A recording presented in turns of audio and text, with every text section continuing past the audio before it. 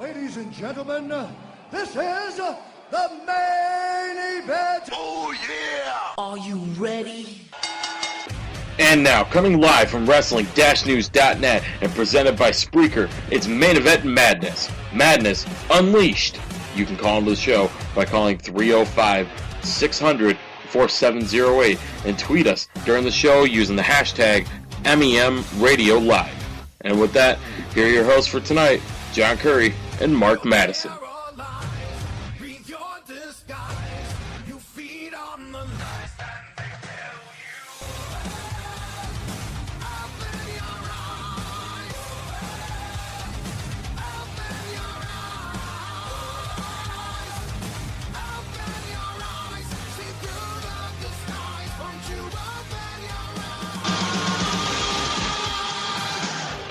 What's a crackin', people? Welcome to Main Event Madness. It is a Sunday, not a Wednesday. You know, schedules love to be thrown out of whack, but, you know, that's what happens in this little business podcasting. Welcome to our Tables, Ladders, and Chairs pre-game show. We didn't have one for Survivor Series. Yet again, like I said, schedules are a beautiful thing. But, you know, I don't know if I want to call it Tables, Ladders, and Chairs or total lack of, what did I call it? Total lack of concentration? Yes, that's exactly what it is.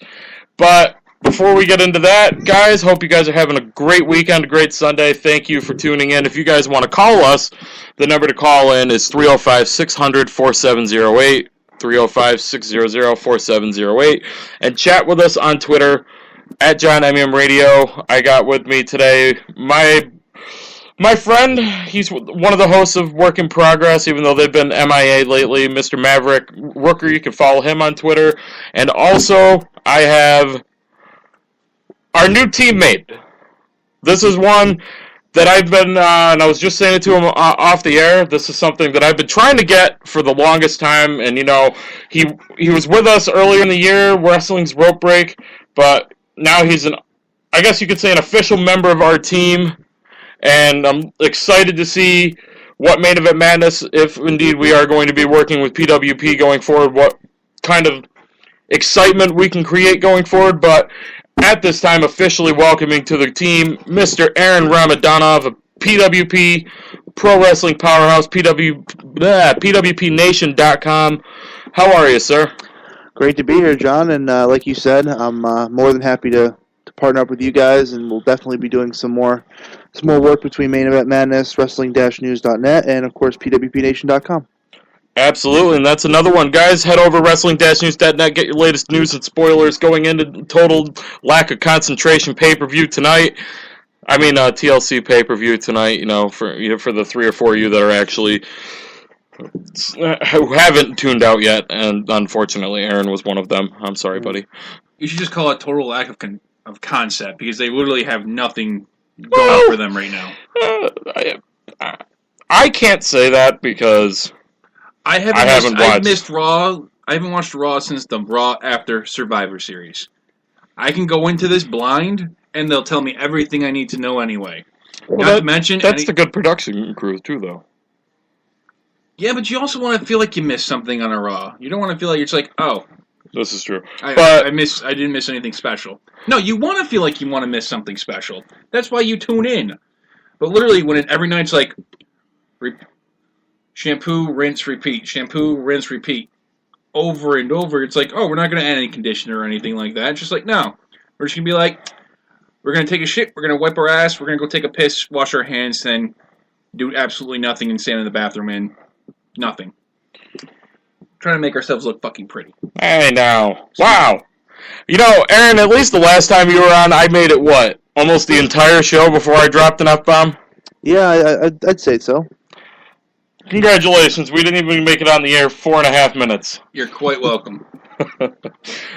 Aaron, we might be able to turn this into a drinking game to see how many times he drops them. Try to be a little bit careful with them. We don't want to scare away too many people. I do have 2 people, at least that I know of, that listen in Auburn, and one of them is a guy's kid, so. Well, yeah, I mean, I'm always pretty clean. You know, I don't really drop too many swears. But I cannot promise I will keep my ass to a minimum, though. Hey, now. What'd you say, Aaron? Oh, I said I'm usually pretty clean, so I usually. This is true. Yeah. I mean, I'm like one of the biggest hypocrites talking about this, but admittedly, I've been trying to get better at this. I've been getting worse and worse. You have been. Kind of like Raw's ratings. Ouch. But guys, if you guys want to chat with us, use the hashtag MEM TLC on Twitter, at John MEM Radio, Mike's at Maverick Rooker, and Aaron is at Aaron ERON_PWP. Hit us up on Twitter, and like I said, call in the show, tweet us, and we'd love to hear from you.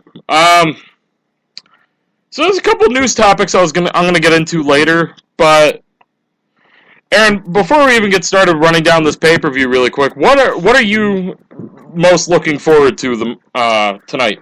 Well, on paper, I mean, I said to Joel, we were having a conversation about this. Joel Bryan, my former co-host on Wrestling's Rope Break, we still stay in touch on like a weekly basis. We talk wrestling and stuff, and I was saying to him, I think on paper this card looks actually pretty good. If you weren't watching Raw or SmackDown and you just kind of look at this card on paper and you say, well, I mean, there's some good and intriguing matches on here. And I think the production value, the way they're going to shoot the show, the way that the talent's going to perform, I'm assuming the show's going to be better than people think it's going to be. I'm, of course, a little bit more optimistic than other people. I'm still someone that watches the show Raw on a weekly basis, all 3 hours. It's become like a routine for me, so I don't really... I haven't strayed yet, but on paper, I think the show looks pretty good. I think Roman Reigns and Sheamus are going to put together a solid match because it's really hard not to put together a good match with two guys, pretty hungry. I would say Roman is definitely out there trying to prove himself as a top guy, and Sheamus, of course, trying to prove to everybody that he deserves to be champion. That's debatable, obviously, but I think they're going to put together a good match. The tables match is intriguing to me with the Wyatts and team. I guess you can call them Extreme or ECW or whatever they're calling them. I think that's going to be obviously a big spot fest where everyone's going to go through a table. And the card isn't terrible. I don't think the card's terrible. What do you think? Well, the only problem I have really is the main event. Because as you said, they'll together a solid match, but the problem is I'm not invested in it. Yeah. And when you're not invested in a match, it could be the greatest match on earth. You're just like, oh, you'll good match. I don't care. Well, I think the biggest problem, and me and Mark have talked about this, and Evan loves talking about this. It gives him purpose in life, he jokes about. But if they spent more time actually building up the guys that we have to care about right now, we wouldn't be in such a bad spot. I mean, they booked these Money in the Bank briefcase holders in the worst way possible. Because when you have Sheamus half-assedly teaming with Barrett and then feuding with Neville for seemingly 643 years, and you just book him poorly and have no direction with him. It's like a car with its tires shot out on a sheet of ice, just spitting out. Like it just, and then this one's hurt, this one left, and then there's Brock. Yep, we're gonna put the belt on you. Like, I don't understand why, and it's not just Sheamus that they've done it with. I mean, Daniel Bryan was booked really bad before his He cashed in. Miz. Oh no, Miz actually wasn't that bad. But I'm trying to think. I mean, Orton was non-existent. Mm-hmm. Orton was kind of thrusted in the same way that Sheamus was now when Orton beat Cena. Or no, he didn't beat Cena. He beat Daniel Bryan. Dude. Yes, he did. That was probably one of the better builds because that literally led to Daniel Bryan's underdog story, the WrestleMania 30. No, I think one of the worst ones was probably or mismanaged was probably Ziggler's. I mean, he held that till the day after WrestleMania, which was great to cash in. Should have cashed in at Mania. No, the pop he got after Mania was fine, but the problem was Del Rio decided to be a dick and give him a concussion, so he had to drop the belt, and then there goes Ziggler's title run. I think one we're overlooking is poorly was the Damien Sandow one. Definitely was something that was terribly mismanaged and completely screwed up in every possible way. It seemed like at that time they didn't know what they wanted to do with him, and it was clear they wanted to do that title unification that they ended up doing with Cena and Orton, and Sandow was just kind of stuck in this role where they're going to unify the titles, and, well, we can't have Damian Sandow get put into that role, so we've got to have him pretty much lose to Cena on a random Raw. So that was, if I had to rank like the most mismanaged Money in the Bank cash-ins, I think Sandow takes it home easily. Oh, yeah. Well, the problem is when you feed a young star to Cena, they're practically, I hate to say it, buried, but literally when you take a loss to Cena, your momentum completely stops. Yeah. I'm not trying to say Cena does it intentionally, but look at other people he's faced. He's faced like you said, Damian Sandow. What happened to him? The list of guys who have come out worse from Cena is much smaller than the list of guys that have come out better from Cena. Just throwing that out there. Lately, yes, as a U.S. champion, when he... You could make the argument as WWE champion. He's only recently made people look good because he's been having that open challenge, but he's technically not put anyone over. It's kind of a matter of opinion. He's put people on the map, but putting them over is giving them the win. We can debate that later, but no. But when you face Cena, your momentum stops. Look at Rusev. Look what happened to him when he lost to Cena at Mania. To be fair, Rusev got hurt like 16 times. To be fair, he faced Cena 4 times in a row. He beat Cena the first time to lose the next 3. Yeah, I don't think you can debate the fact that, like you said, I don't think it's Cena's fault. I think it's a lot of the way Vince McMahon and how he portrays Cena, and Cena's almost untouchable in that respect, where he can't really lose to anybody clean, to any top young star or any top star. Period. Vince has this weird thing where he doesn't want Cena to lose, and that's, maybe Cena can say something to Vince and say, maybe I think I should, maybe I should lose here, or maybe I should lose here. And they did that with Kevin Owens, which was surprising, and I think everyone was shocked. Oh, that was amazing! I will not deny that. And exactly, but then he ended up losing 2 in a row, and then exactly, that's the thing. They never commit fully to these guys. When Cena does beat them, like with the Daniel Bryan thing, where Daniel Bryan ended up beating Cena clean at SummerSlam 2013, that got overshadowed by the fact that Bryan ended up getting cashed in on by Orton, and that was just kind of a non-issue. Same with Del Rio. Del Rio beats him in 7 minutes, never referred to again, never talked about again. He should be bragging. He should be. That's what he should be, but they're not. They never did, and that's what... I think that biggest problem, it's Vince McMahon's, I guess you could say, aged view of booking, Look at Cena now and look at Hogan in the early 90s. He's literally booking him the exact same way. Well, the problem is Hogan left, so Vince... Cena's leaving. I saw something earlier that, and Aaron, I don't know if you saw this or not, I guess Cena's taking some time off after the Rumble. Doesn't surprise me. I mean, honestly, that's something that would be expected, I think, because I don't think they need him during that time period. This is what I think WWE's mindset is. I don't agree with that. I think whenever you can have Cena on TV, it always helps them as financially.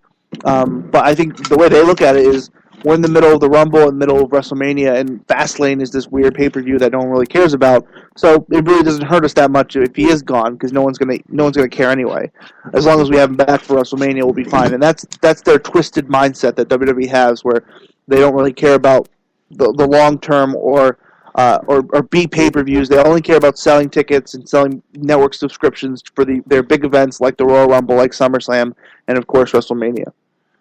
True enough. My friend had a great idea. My co-host Matt on Working Progress. He mentioned because everyone wants Cena to turn heel. That's the biggest thing that on everyone's mind is Cena turning heel. Now Vince probably doesn't want to ever pull that trigger, but Matt gave the perfect idea for Cena to turn heel without Cena being a heel. Pretty much what should happen at TLC is Sheamus and Roman go at it. They both get knocked out, laid out, or whatever. All of a sudden, you can you could have multiple ideas here, but like you could have Triple H come out and then announce it, and it's now a triple threat. Cena's music hit. He comes running out, climbs the ladder, takes the title, and then shakes Triple H's hand. Then that following Monday, Cena comes out and announces that he's only doing what's best for business. He's not saying the young guys don't deserve it, but they're not ready for it. And he's all still happy-go-lucky, smiley Cena that everyone still hates. That all the, like, me, John, Matt hate. He's like, no, we want you to change. It's like, change already. We're going to hate you. So we can hate you. But he's not. He's going to stay the same. And then the people who are actually still cheering for him, like the little kids, are now going to boo him because now he's with the Authority. Not only does that boost your ratings up, or not maybe theoretically boost your ratings up. Theoretically boost your ratings, but now it gives the young stars a chance to chase literally the top guy who's literally trying to undermine everything they're doing. It's literally like playing out the entire backstage or supposedly backstage on politics that's going on in WWE with Vince/Cena or whoever saying the young stars don't deserve the title unless your name is Seth Rollins. Yeah, I mean, the Cena heel turn's been talked about for ages, and I don't know if they're ever going to pull the trigger on it. I doubt they ever will. And that's something that I think Vince, like we've said before, Vince is so dead set on Cena being his guy and the guy that makes the most. He makes the. I mean, there's no debating the fact that the guy makes the most amount of money for that company, and I think the fact that Vince has this weird view of Cena where he has to keep him in this bubble of being their golden boy. I think that's going to last until Cena decides otherwise. I think if Cena eventually decides to go do movies or go do this fitness reality thing that he's been invested in lately and do all these different things, I think Vince is going to be left with no choice but to move on from John and see who else he can cast in that role. And that appears it's going to be Roman Reigns, and that's going to be interesting to see how that unfolds. So.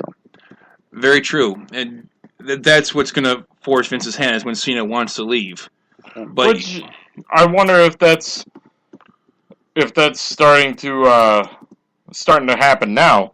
Because I mean, Aaron, let me ask you point blank, and before we move on talking about Cena and get into the meat and potatoes of this little shindig, would Cena be WWE champion right now if he didn't leave?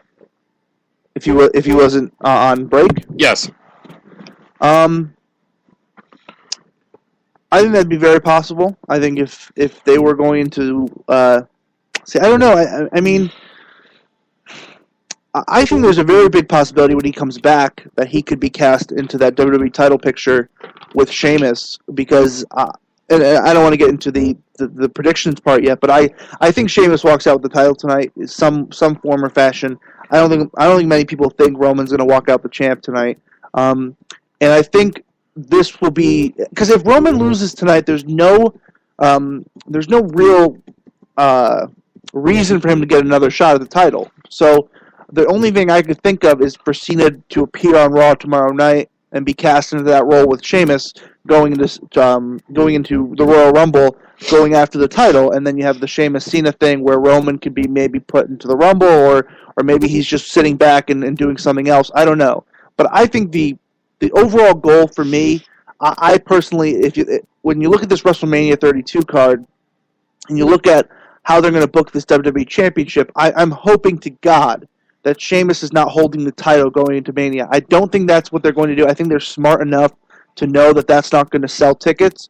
And I think the best case scenario for the WWE title picture right now, if you look at the grand scheme of things, is a John Cena Roman Reigns WWE title match. I think that's if I'm Vince McMahon, I'm sitting there and I'm looking at all my options and saying, well, I don't know what I'm going to do with this title. Where am I going to put it? Who's going to have the title going to Mania? I know one of Vince's big pie in the sky dreams is to have Roman Reigns win the title at Mania. That's something I think he's wanted to do the last 2 years. I think that's something he wanted to do at WrestleMania 31. Of course, that didn't happen. So I think that's his big pie in the sky dream of having Roman win the title at Mania. And I think a way to solidify Roman as the top champion is to have him beat Cena in the biggest WrestleMania ever in front of 100,000 people. But And I mean, they're going to be in an interesting spot come next year too, because when Seth Rollins does come back, he's going to be white hot. Oh yeah, he's going to be a top babyface. Seth Rollins, when he comes back, I mean, how do you not have him come back as a babyface? Because he's not going to be received as a heel. No, that's for damn sure. Mm-hmm. And for all the people that actually bashed Seth Rollins, how much do people miss him right now? Oh, well, how much do people miss him right now? I guarantee. Well, the moment we realize Sheamus is cashing in on Roman, everyone's just like, "Damn it, Seth, come back already!" They wish they could rewind the clock, somehow stop Seth from getting injured. Just like, for the love of God, do whatever you want. We don't care. Just never give Sheamus that title. Well, I mean, go ahead, Aaron. I was going to say, I mean, the whole Sheamus thing with the title and the whole League of Nations, it looks like they're somewhat trying to get people, I guess, to hate him or make him somewhat of a legitimate champion. And that's really a difficult thing to do when you've been booking this guy as a total geek for the last year or so. You know what? I think the Seth Rollins thing is definitely very interesting. I think he's going to come back as probably the biggest babyface in the company.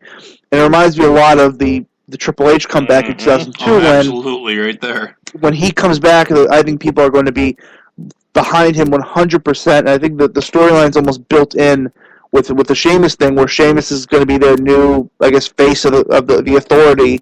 I don't know if it's going to last that long past Mania or not. But there's a built-in story right there where Seth comes back and feels betrayed by Hunter and Stephanie, and I think the Seth thing is definitely something they're going to do in 2016.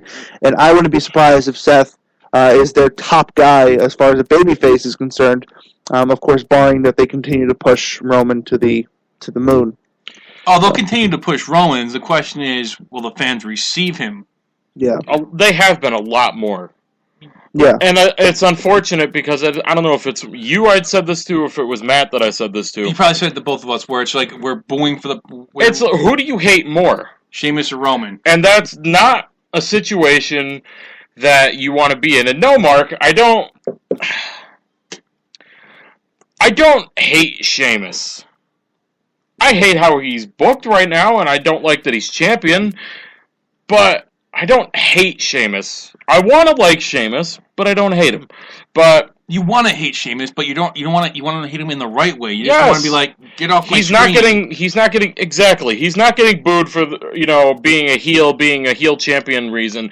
He's getting X-Pac heat where it's Jesus Christ, would you go away? Seth Rollins got the heel heat. It was like, no, you were just he was a dick. He was like, no, you were doing things we don't want you to do. Stop doing it. Sheamus is go away. We don't care. Leave. Get injured. Well, the worst thing, too, and Aaron, I want your opinion on this, is when your ratings are down and you're sending surveys out to people asking why you're not watching your product and why people like NXT more than Monday Night Raw, I don't know if it's me, but you're probably not helping yourself when you have your heel champion that literally a vast majority of people can't stand going out there and bashing public opinion and mocking the fans.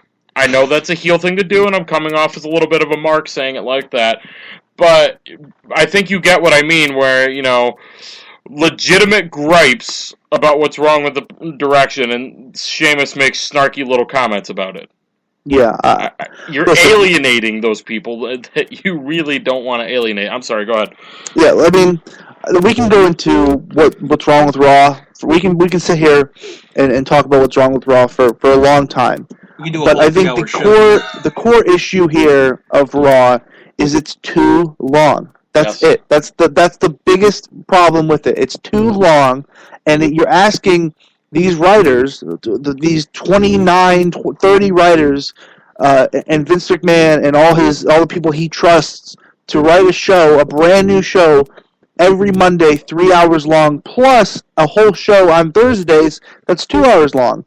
It's too much. It's like asking somebody to write a movie every week. You're asking too much of these people to write a great 3-hour program every week. So that's why it needs to be 2 hours. It needs to be shorter. It needs to be more efficient. And I think all these problems we're talking about with the overexposure of talent, the lack of people caring about a certain talent, and all the even Steven booking we see where one guy wins on Raw, a guy loses on SmackDown, and it's just no one ever gets over. All these problems go away if the show is shorter. That's as simple as it gets. I mean, it's so simple. And even I listened to Triple H's conference call this past week when he was talking about NXT London. I know you're going with this. And he even admitted the show is too long. You've got the executive vice president of talent and live events saying that your main flagship show is too long. That's all you need to know right there. I'm writing a piece right now about how Vince McMahon. It's going to be a letter formatted piece where I'm going to be writing a letter to Vince McMahon asking him to please allow Triple H and the guys down in NXT, William Regal, and all these great minds down there to write and allow them to write and run Raw, because he's out of touch. He doesn't understand what people want anymore. And if you listen to Triple H's conference call, he gets it. He understands everything people want right now in a professional wrestling environment. He's in touch. He understands what's going on in the indies. He knows all these guys that he wants to bring into NXT. He gets it. And Vince McMahon just doesn't get it right now.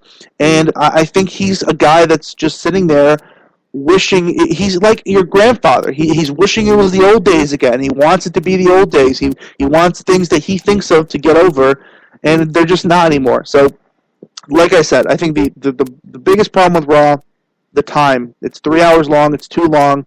People don't care, and it needs to change. That's as simple as it gets. Well, and I think this whole scenario is something when we first heard 4 years ago, whatever it was, that Raw is going to.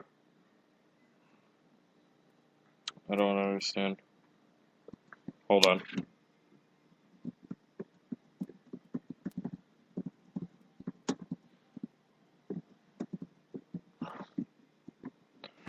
Sorry, I was just told that our audio cut out, but that's weird because we're still recording. But anyway, Wouldn't be Main Event Madness without some technical difficulties. you're really not wrong. Aaron's probably sitting there. This is why we shouldn't be live.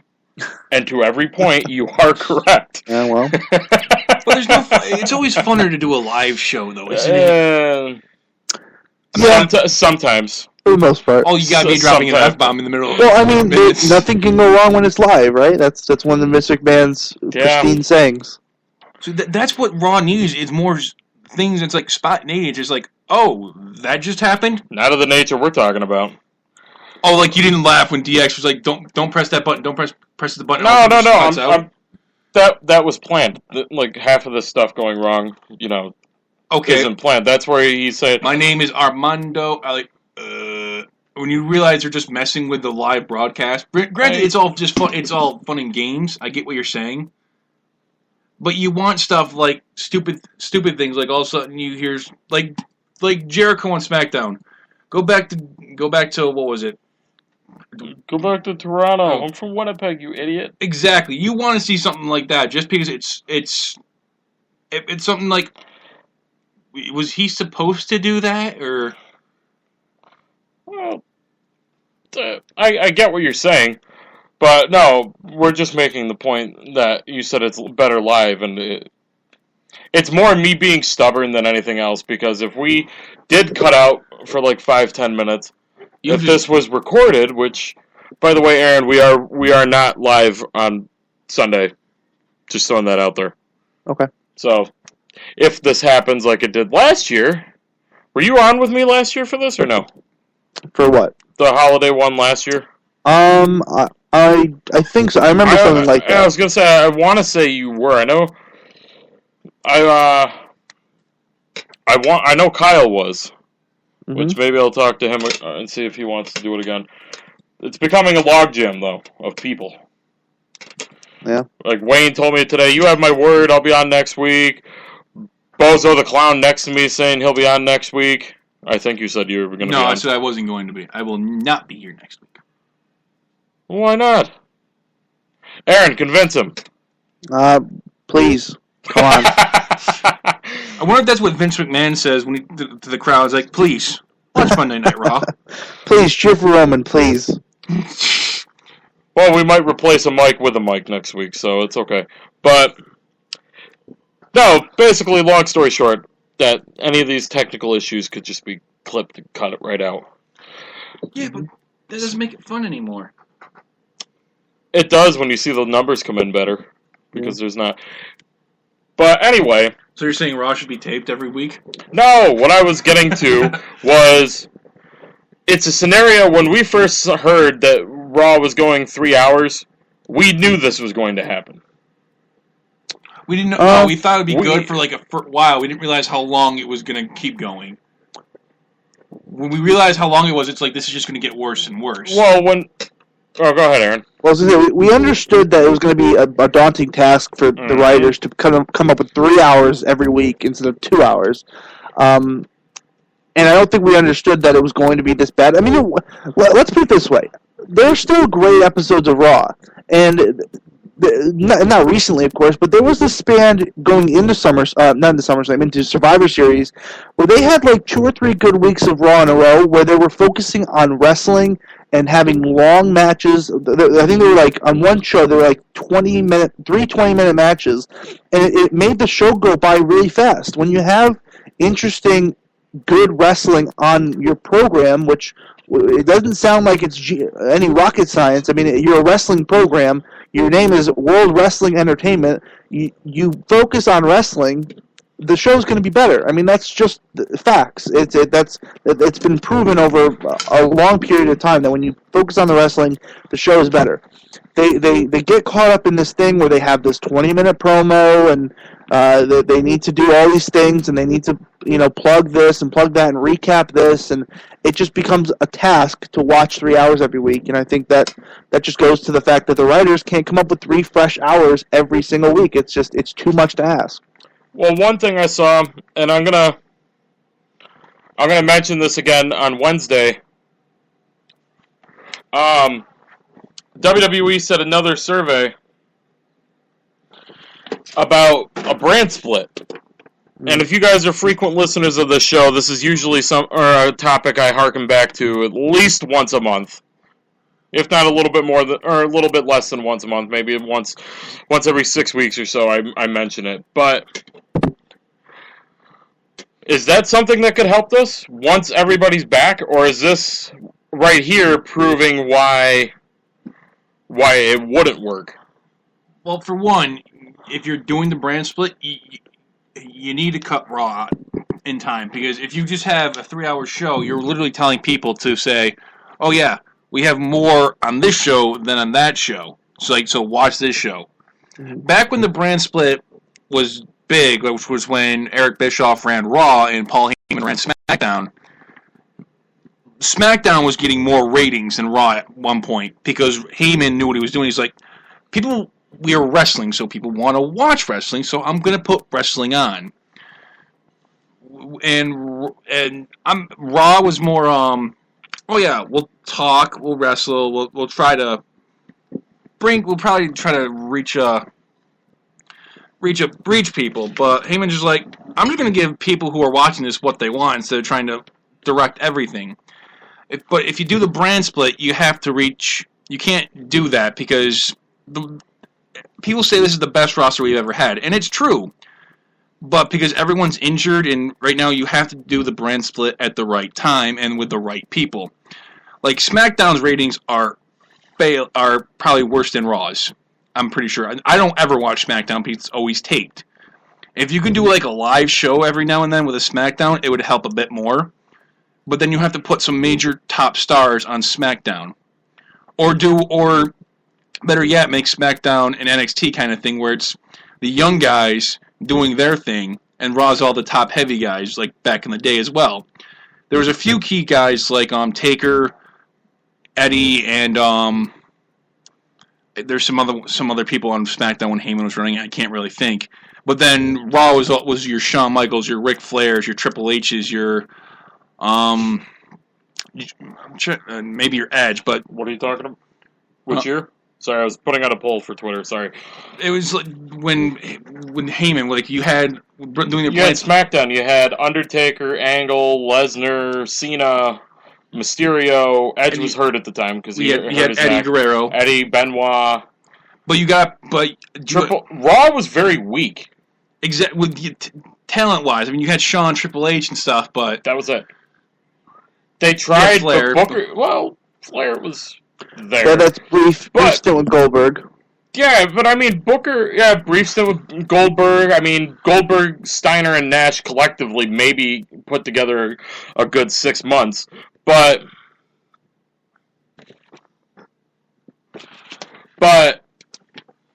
I don't know. They tried with Booker, they tried with RVD, and I think they had aspirations for those guys to be bigger than they were. But it just never clicked. I don't think. Because I think as Paul Heyman would put it, he showcased what the new guys could do, so when the old guys left, the new guys could take the place.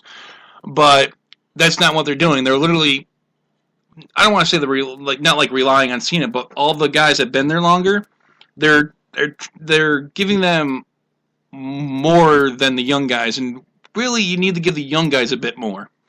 Not saying the old guard doesn't deserve more time, but if you don't give the new guys what they need to get over, they will not get over. Mm-hmm. Like for example, when the Shield debuted, what'd they do? They took out Ryback and John Cena. Then they took out The Rock. Well, they took out Hell No first. Okay, still, the only name in that's been there long was Kane. Daniel Bryan was still like mid-card guy. Ryback was up and coming. But then what do they do? Royal Rumble? They take out The Rock. And didn't follow up on it at all. Never went anywhere with that. That doesn't matter because eventually the Shield did their own thing, which was nice. But you need a platform to showcase the new guys that are coming, like Tyler Breeze. Keep him on one show. Don't flip back and forth, because that's another major problem. Is that if you do the brand split, you cannot have the same guy on two shows unless he's a champ, and that's another problem right there. Is do you want your world champion to be on both shows? Yeah. They are anyway, but. Well, that's because there's no technical brand split. There's SmackDown, but it's not technically a brand name anymore. It's just, Raw 0.2, or 2.0, or 1.5, depending on how you look at it. But, alright guys, so we've been rambling a little bit, had some good conversations. We're going to take a commercial break here. When we come back, we're getting into the meat and potatoes of this. We got the TLC card. We're going to run it down. Probably going over a little bit over the hour that I was thinking. Aaron, are you good to stick around a little bit after, or a little bit past that? Yeah, no, my plan is to be on here and then watch the pay-per-view, so I'm good. All right. I'm sticking. You're here, so I mean I ain't going nowhere. You're not no. I might try and ramble a little bit when we come back, because Mr. Mark Madison is doing his due diligence to try to make a cameo appearance on this very podcast. So, but like I said, when we come back from the commercial break, we're going to start diving into the meat and potatoes of this. It's TLC Sunday. That's probably a sentence I'll never remember ever saying again. But who knows? You know, like Aaron said, it's a lot of times when these pay-per-views are looking really, really, really bad build-wise, you come out of it very surprised because they put on a hell of a show. Do you remember WrestleMania 31? I mean, that build to that show was atrocious. Yes, we all know you were at 31. And yes, no, I was going to say, Matt even said that the other day, how we went into it thinking, oh my God, this is going to be such a horrible WrestleMania. 7 hours later when we left, holy shit, this was awesome. Yep. Thank you for dropping the second F-bomb. No, I censored myself. The difference is WWE cares more about WrestleMania than they do TLC. So this is true. But, alright guys, we're going to hit a commercial break, and when we get back, like I said, diving into the meat and potatoes of this, we're going to run down some TLC, tables, ladders, and chairs. You guys aren't going to want to miss this. Main Event Madness Radio. We are live.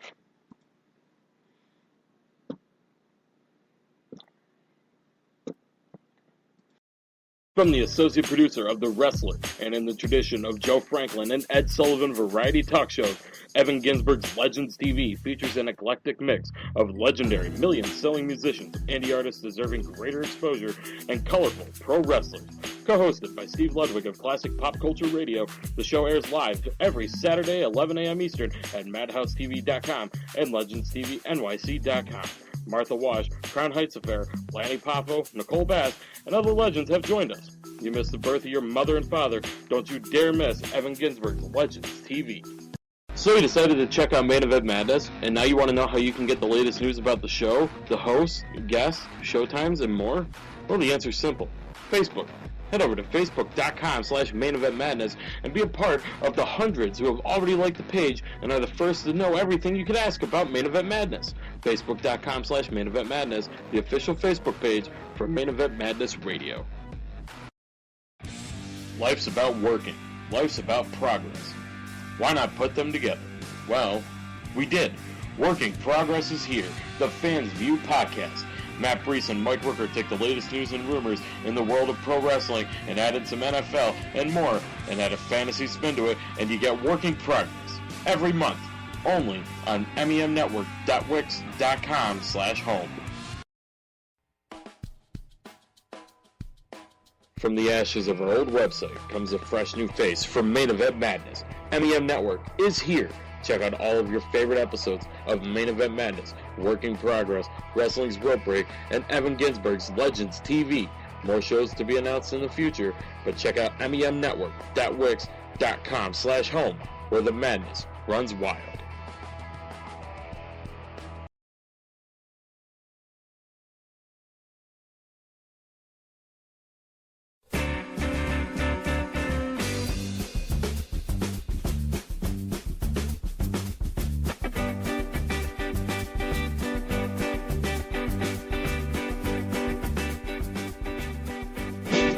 Okie dokie, folks, we are back. Main Event Madness Radio.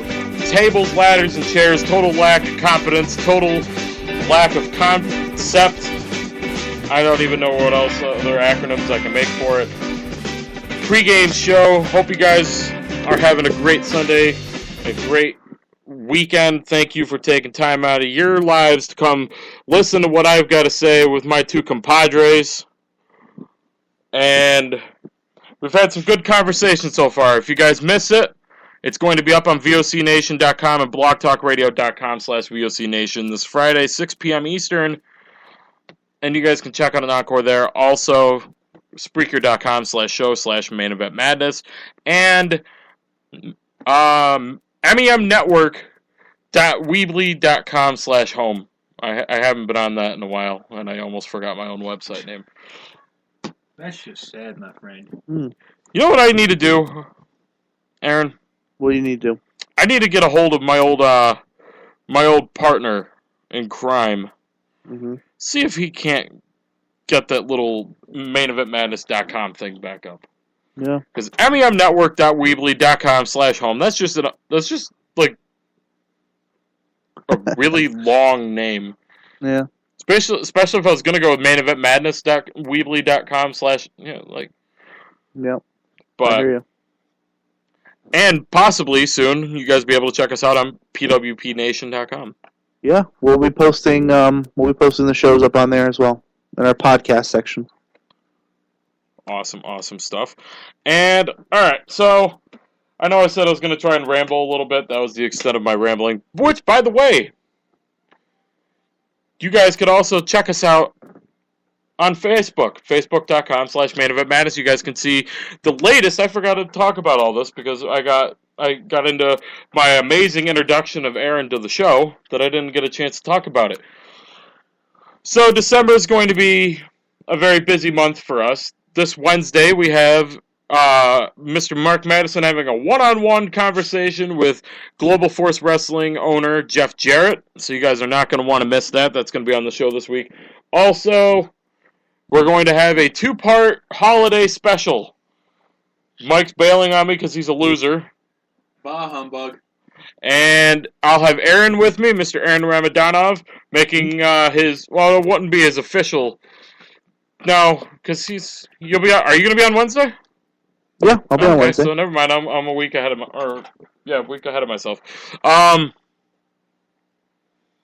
Aaron will be on with us. Wayne Daly of Wrestling-News.net, which, by the way, if you guys need to check out any wrestling news, spoilers, results, and more, and you guys want to listen to your favorite podcast, you guys can check out Wrestling-News.net and listen to us streaming live right now. He's going to be on with us. Mr. Mark Madison, I do believe, is going to be on with us. I think he was correcting me as he's trying to be a producer and listening talking to me from Facebook.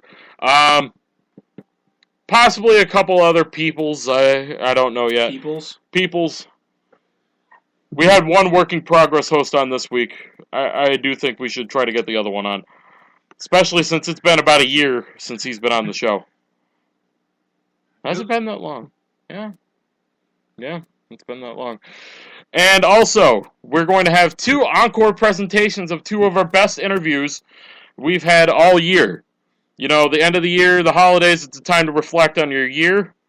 So, for the December 23rd holiday special, we're going to have it's actually easily our most talked about interview and most, I guess you could almost say controversial interview, and that was with one Bruce Hart of Heartbeat Radio, the uncle-in-law, I guess you could say, to Natty Neidhart. Did I get that right? Possibly. Who knows? Aaron? Would that be right, sure. Aaron? I think it'd just be your uncle, because Brett's her uncle, so... Yeah, that's right. I was thinking Tyson Kidd. I'm sorry. Yeah, there you go. So, you guys can check that. He's Natty's husband, so it counts. I hate you. And on the December 30th show, we went from the most talked about to the best quality interview. Not bashing Mr. Hart. But we're going to have an encore of our interview with Chris Mordetsky. And that's a lengthier one. So if I got to adjust the times of the holiday shows, I'll be able to accommodate that. I don't know if you've heard that one, but I had somebody ask me, Aaron, on Twitter one day, what's your favorite interview that you've ever done? Easily, it was Chris Mordetsky. And it was it was probably a 55 minute interview that I had with him, and it was good. Like, he was just very, very telling with a lot of things, so that was fun. Although I was very stupid that day. Not him, I was, when I recorded it. Because I did the Chris Mordetsky interview, so like I said, that took almost an hour. Then I interviewed Sanjay Dutt right afterwards. Or not Sanjay Dutt, it was Doc Gallows, and then Chris Mordetsky. And then I did a show that night. That was fun. 2-hour show at that. Yeah, but anyway, now that I've rambled enough and I killed it, well, I was hoping I'd kill more than 3 minutes, but alright. So, that's what they always say. What?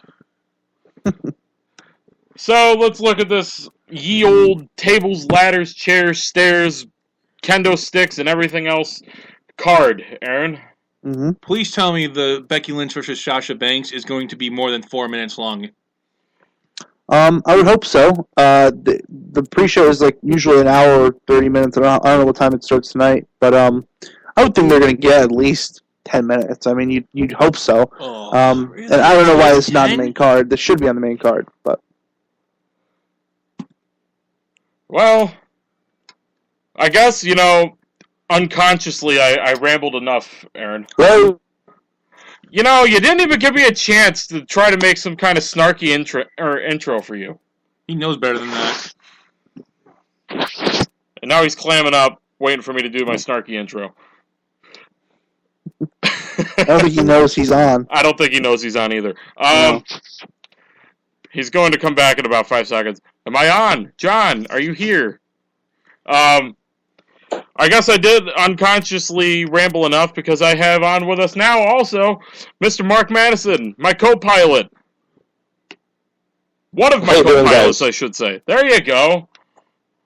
You gave me the chance to give you your snarky introduction. Sure, go for it. I already did it now. But how are you, sir? And it's a problem with... Sorry? I said, how are you, sir? Not too bad. Yourself? Doing pretty good. Got our new teammate, Mr. Aaron Ramadanov. Mm-hmm. What's going on, Mark? Aaron, how you doing? I'm doing all right. This man is multitasking.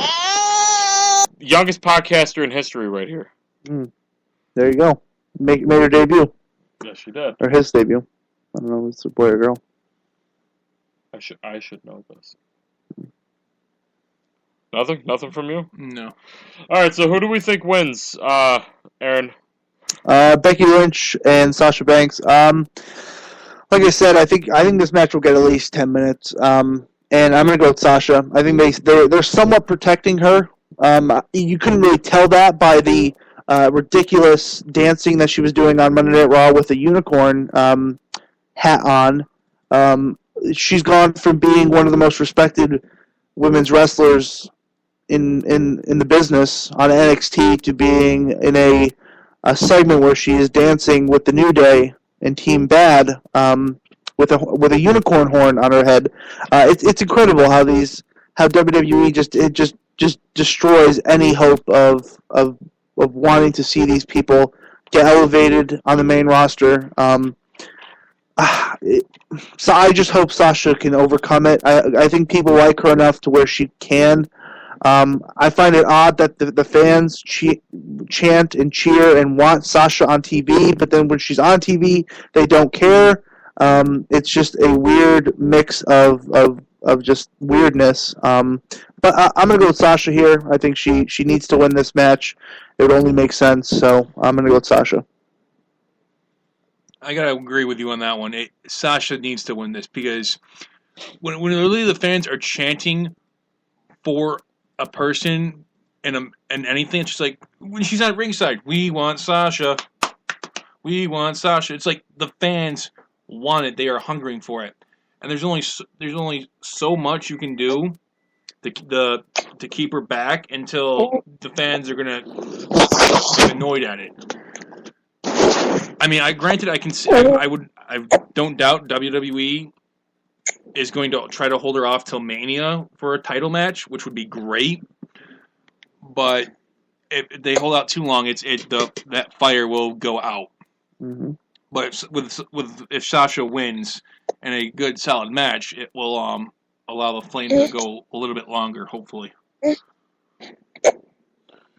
I mean,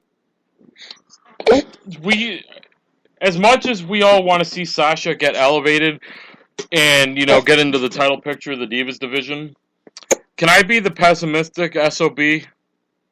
Aren't you always? No, actually, it's been more you lately. But I got to bring everybody back down to reality a little bit here.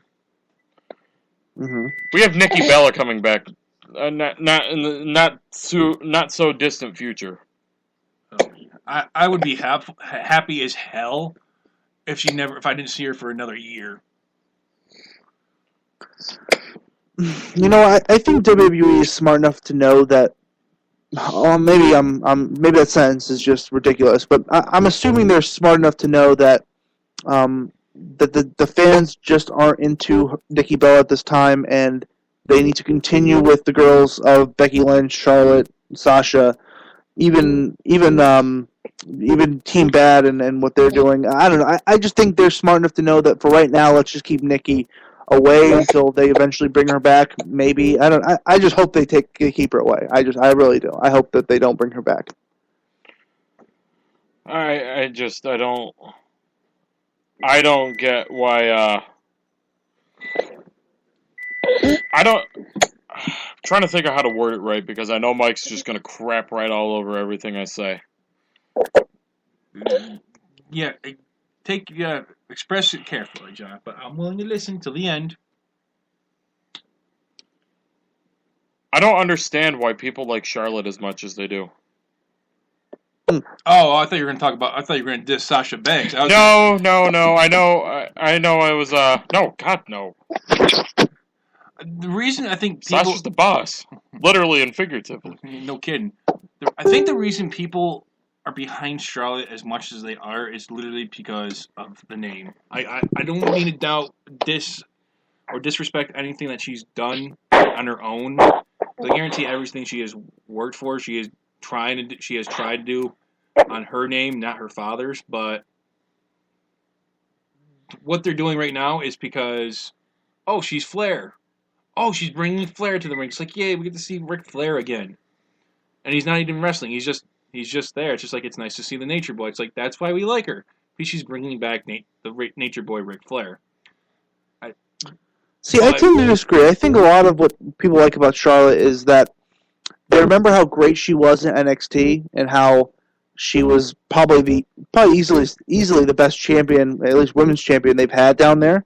That run with her as a heel, as the NXT Women's Champion, was probably one of the best title runs in NXT history. And I think people remember that, and they're hoping and they're praying for that same level of legitimacy on the main roster with the Divas title. And I think we're growing toward that with this maybe new heel Charlotte run that we have now, where she's turning into a heel with her father. I've said this from the get-go that Charlotte's best work as a performer is when she's a bad guy or a bad girl in the situation, and when she's really amplifying herself as genetically superior and being a Flair and being Ric Flair's daughter. And I think that's when she's at her best, is when she's able to get under people's skin and be able to say that she is better than everyone else because of her name. I think that's the direction they're heading, and I think that's a smart move, because I don't think anyone was buying the goody two shoes sympathetic Charlotte. I think that's just something that just didn't work, because I don't think that's who she is. I think she's tough, and she's someone that needs to amplify this heel role that she's doing a pretty decent job of. I mean, her promos aren't great, but I thought her promo on Raw this past week was better than what we've seen in the past, because she was able to kind of add a level of realism and be able to be that heel character that I think she's really good at. And I think that this Divas title reign would be much better if Flair was with her more, and that seems like what they're going to be doing. And I think if they can amplify the idea that these two are genetically superior, they're the best, that's why Charlotte's the Divas champion, because she is better than everyone else, I think that would work, and I think it's going to work. But you need a babyface to counteract that, and I don't think Paige is that babyface. And I know we're getting into now the Paige and Charlotte thing, but I think this whole Charlotte Paige thing has been so weird, because no one knows who's the babyface and who's the heel, especially on Raw last week. I mean, I had no clue what was going on. Hate more. We hate both of you at this point. Yeah. They didn't hate. That's the thing. Like, they didn't really hate either one of them. Charlotte's trying, and then when Miz introduced Paige, yeah, she got a huge pop. Yeah, but she ended up running away from Charlotte, so that's a heel move. But she ended up getting cheered. But Charlotte's supposed to be the babyface, but she ended up backing down from Paige when they were in the ring. I don't know what's happening. Weird right I don't know what's going on. This story needs to drop, or either they switch the title to Paige, and then let's just have Paige and Sasha. We had that, and it was mediocre. Granted, that was a Raw match, so they didn't. I'm talking an actual feud. Let's get. Did they ever feud in NXT? Because I didn't really watch NXT when Paige was there. If they did, I guarantee it was nowhere near the level Sasha is at now. No, yeah, Paige was long gone before Sasha was what she is now. Yeah, so it wasn't the Sasha we all know and love. She wasn't the boss. No. But if they do get a feud, I want that to be the title, and I need it to be at Mania, because I guarantee those divas will shine. Like, the worst thing is it's probably going to be Nikki Bella getting her rematch at the pay-per-view. I know. No, she already had a rematch. She had 2 rematches. She doesn't deserve a third one. And unless she tells me, it's like, yeah, I talked to my boyfriend, and then he's talking to Vince to give me my shot. Sorry, I had to go there.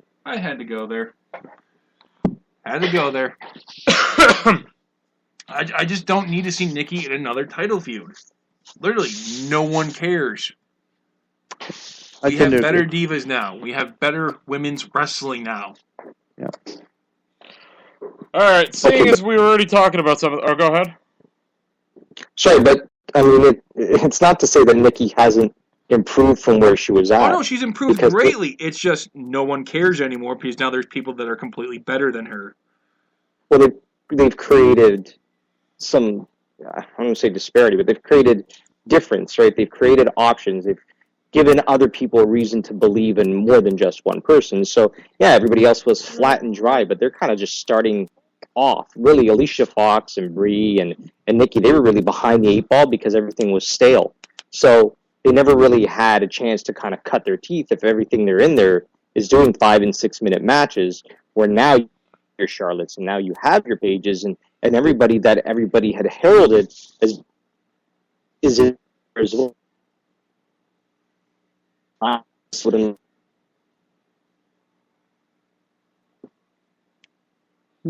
Oh.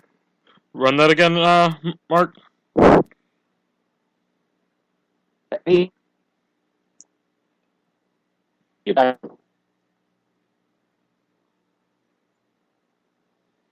Can't hear him. I know. It's a Skype. Mark.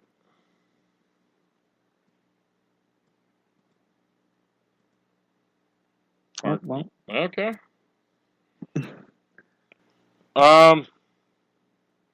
He's gonna come back in a second. I think what he was getting at was that he was trying to say that now that the spotlight has been cast on the Divas division to be allowed to have longer matches, that Nikki and Brie and Alicia should be given the opportunity to get in there and now have these longer matches. I would only say that the thing is that I don't believe in the matches that I've seen where Nikki and Brie and Alicia have been given that opportunity.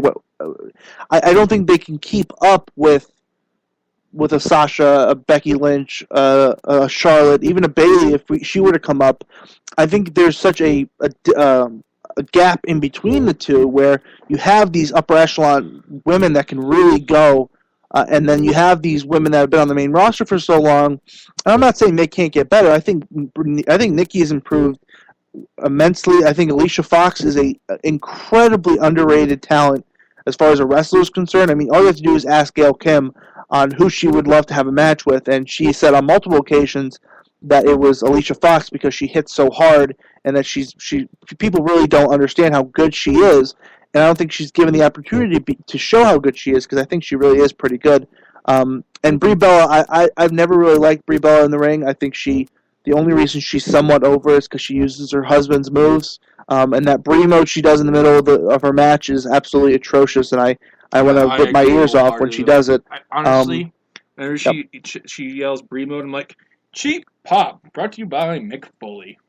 I've never been a fan of Brie Bella's progression. I don't think she's that. I think people overestimate how good she is because she uses a lot of Daniel Bryan's moves. I think Nikki has actually surpassed her in the ring and promo wise too. So I think there's such huge gap in between the divas on the main roster that have been there for a while, and then these new women that have come up from NXT. I think there's such a huge gap in their in-ring performance that I don't think they can logically have a great match with one from each side. That's just my opinion. But I mean, you guys will be happy to know. I mean, I think we're rapidly approaching the expiration date of at least the 3 of Team Bella and probably Natty too. I mean, all 4 of them, not both, but all 4 of them are what? I mean, they got to be early to mid-30s now, right? I mean, the Bellas, I think, are 32, 31 or 32.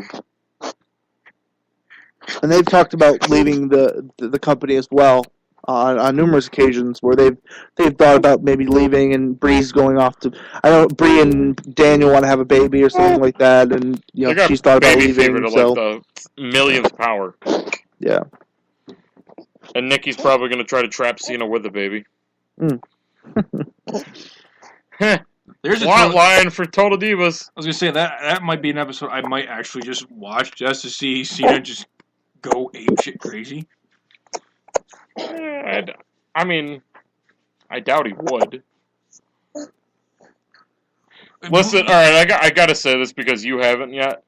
Cena kicks out at 3. You really think he pulls out at 3? He pulls out 2.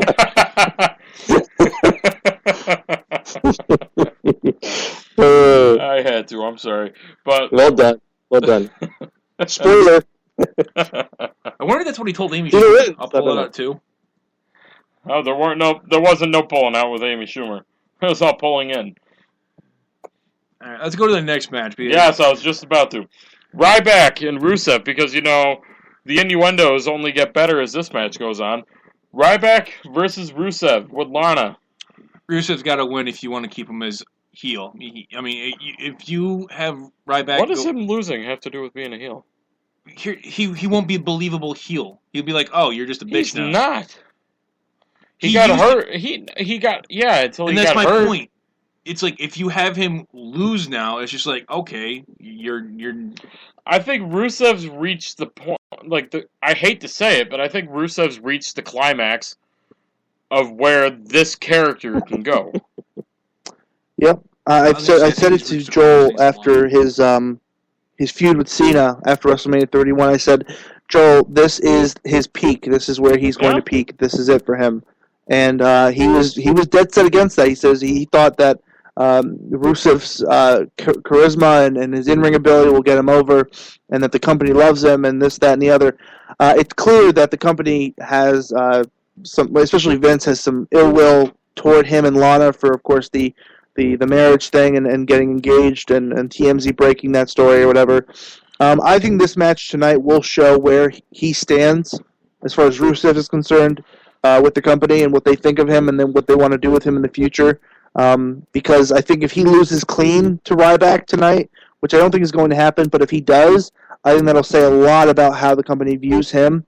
I agree with Mike. I think he needs to get a win tonight. I think Rusev needs some kind of win tonight, or if they want to protect Ryback, which I don't know why they would, because he doesn't seem to be doing much these days anyway.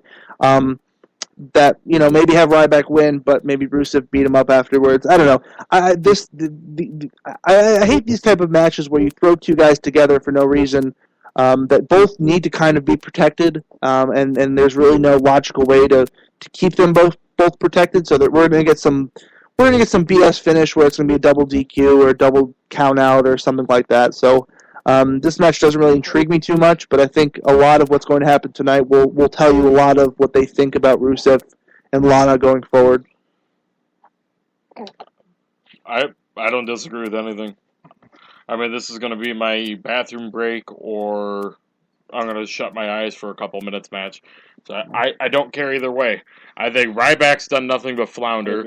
I think the stupidest thing they could have done was turn him heel 2 years ago when they did. Mm. I mean, he had all the momentum, at the time, all the momentum in the world to be a John Cena-esque babyface. And what did they do? They screwed him up, they turned him heel. I mean, do you remember how hot he was going into Hell in a Cell? Oh, yeah, he was... to me, that was way too soon, but... When your number one contender got hurt, when Cena legitimately got hurt... Yep. And then you have Ryback, who was built up to be this monster for months and over a year, and he ends up losing a title match because of a referee. That just was kind of the final nail in the coffin for him, I think. Well, then you go from being realistically, the most over guy in the entire company for a given point of time, not named CM Punk, and to a lesser extent Daniel Bryan, but CM Punk, to being a bully beating up a production guy in the back. Yeah. And then because he got hurt, then you have him come back and say, and just try to have him come back and try to capitalize on a couple feed me mores, and then they've done nothing with him. Mm-hmm. I mean, I give them credit. They tried to get him, to be a good IC champion, but he tried to be so much of Daniel Bryan that it backfired. Well, I think Ryback's a perfect example of someone who could really benefit from a second world title. Yes. I think he would be someone I think him, Dean Ambrose, Cesaro, guys like that, I think would be hugely beneficial to have a second world title around. of course, there's a debate on whether it should be around, and, well, can't you just elevate the IC title and make that your second world title? Obviously not, because, we've seen that it just doesn't work. I mean, they did a great job with Cena when he had the United States Championship, but since then, it's kind of been diminished again, so, it's really tough to say. But I think Ryback would be someone that would benefit hugely from that, but this match is going to be simple. It's going to be 8 minutes probably. It's going to be in the middle of the card. It'll probably be thrown in between the two top matches, which is I'm assuming Roman and Sheamus and the tables match, or the Owens and Dean Ambrose match. So I think this will be somewhere in the middle where it's going to be a filler match to just get from one place to another. Yeah, I mean, you summed it up pretty good. I mean, I don't know. Yeah. Mark, are you with me? Evidently not. I don't think he's on the call now. I don't think so. You have anything you want to add? No. Like I said, it's just Rusev needs to win if you want to make him legitimate again. Ryback will have his niche for people with the Feed Me More stuff. I mean, he'll be floating around the mid card forever. But Rusev, you can elevate to as Aaron said, to a world heavyweight if they had a world heavyweight title thing. But Rusev can get higher. Elevate both of them to the world title. I think Rusev has a bit more, though, I think. How much more can you do as an international heel?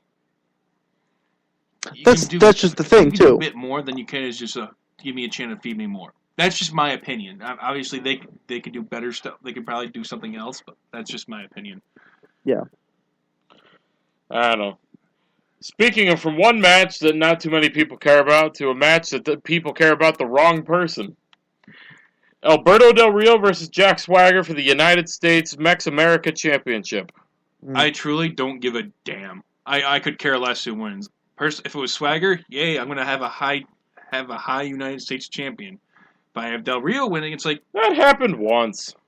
Oh, like he's not still getting high. No, because they get suspended for that. Yeah, they get tested for it. They get tested like every week. Oh, well, I didn't know that. I'm hoping I'll be high for this match. I mean, I think this match. Listen, I think that Del Rio and Swagger are two pretty good workers. I mean, I think they'll put together a solid 10-minute match. They just can't work together. Yeah, I mean, people forget this was a WrestleMania match. This was the WrestleMania match for the world title at WrestleMania 29 that I attended. Remember the dark days. And it was... I didn't know you were at that Mania. I was at WrestleMania 29, probably one of the worst Manias ever. Wrestling's rope break, we're together. Yep. Unbeknownst to each other. Yeah, I just remember this match, and I knew it was death. This match was going to die a horrible death the second that Jack Swagger didn't get an entrance. I knew it from the get-go. When he just appeared in the ring, and they just went on with the match, I knew it was going to get just crapped all over. He didn't even get an entrance in the arena? He got an entrance in the arena. He came out, but if you go back and watch it on TV, he did not get an entrance. He just appeared in the ring. At WrestleMania, no less. Yeah. It's like... when you get busted for pot a week or like 3 weeks before WrestleMania... Mm-hmm. No, dude, he got busted for pot way before then. Because it wasn't? Yeah, it was, because they built the entire story around him at that point. He was only back for like 6 weeks. He was back at Elimination Chamber. Are you sure about that? I thought it was longer. Aaron, help me out here. You're the human encyclopedia. I'll take a look. When did Swagger get busted for pot? Was it... I want to say it was February 13th. February 20th, apparently. Like I said, I don't care who wins this match because it's literally a match just like coin toss. Oh, Del Rio won? All right. Who's going to feud with next? Oh, some guy I don't care about? Okay. Mm-hmm. Pretty much. Honestly, if they're just buying time for when Cena comes back. Would have Swagger win the U.S. title. Yeah. Reform with Zeb Coulter, and then you can feud with Rusev again. It's a feud it's a rehash, but if they make Rusev that Russian heel again, and that's another thing they'll be like, screw you, Rusev. One thing I'm really hoping for that they don't do, and we saw this on Raw, where it seems to be that they have broken up Zeb Coulter and Del Rio. I'm hoping it's not some kind of swerve thing tonight where Zeb comes down and it's been a big plan all along. I really hope they don't do that because the Zeb Coulter and Del Rio thing has been atrocious from the get-go. It's been terrible. It doesn't feel genuine. It feels forced. It just doesn't fit both guys. You can even see the interactions they have in the ring and outside the ring during promos. It just doesn't feel genuine. So I'm glad that they've kind of cut ties with that. Now Del Rio can go do his own thing. I'm just hoping Del Rio walks away with the title here. Obviously he will. I think they're just buying time for when Cena comes back and they can do their rematch. It really seemed like an odd fit, the two of them, right? Between having Del Rio and Coulter, and the idea of now separating them was probably what was already planned in the long run. Having him come down with his scooter, it just seemed like an odd fitting. It was just impractical.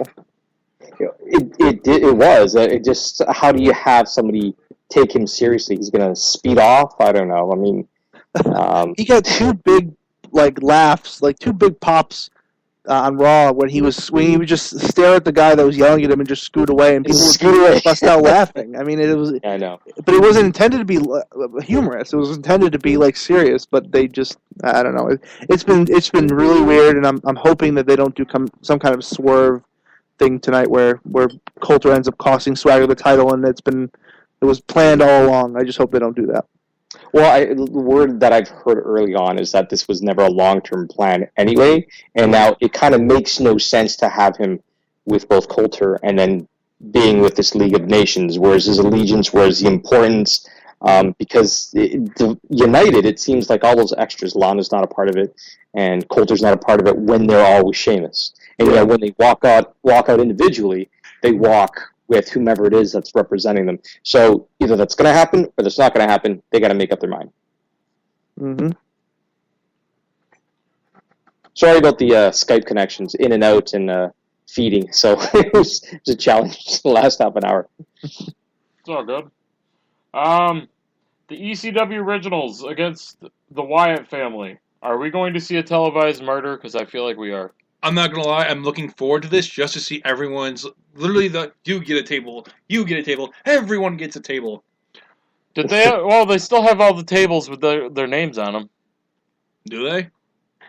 Pretty sure they do. I'm going to laugh if they put someone through the wrong one, because that's going to be hysterical. They put, Harper through Rowan's. Yeah. That would be great. It's just no one cares who you are. So that's a bordering illegal amount of duct tape that they use. Yeah, it really is. I mean, somewhere there's something not connected because of it. Yeah. Yes. But, I mean, are we all in agreeing? I mean, does anybody even think that we're going to see the ECW guys win? No. If anything happens, the last person standing on the Wyatts is going to be Strowman, and he's just going to murder everyone. At least Bray Wyatt won one pay-per-view this year. It'll be at the hands of guys that are collectively 130 years old. Try again. 40, collectively about 160, 65 years old. But, Listen, I would not put it past this company to have the ECW guys go over, because when you look at the card, I don't think any champion loses tonight. I think the majority of the heels tonight will go over. And when you look at the Wyatt family, they haven't been treated very well. They haven't been protected very, very much. I would not put it past this company to have the ECW guys go over tonight. I really wouldn't. And I think something that's going to be clear, and I think something that they kind of hinted at, which was really, really subtle on Raw, was when Rowan got pinned, Bray was really upset and kind of almost threw Rowan to the side, get the heck out of here. And I wouldn't be surprised if they go toward the story of maybe having this group kind of cracking here and there, and kind of there's some cracks in the Wyatt family, and maybe someone's going to get cast off like a Rowan or something like that. I don't know. But I would not put it past this company to have the ECW guys go over tonight. I really wouldn't. Well, I mean, I'm looking at the card, and and I'm really having a hard time looking at it and seeing if, to your point, Aaron, there's most of this card is heels winning. Yeah.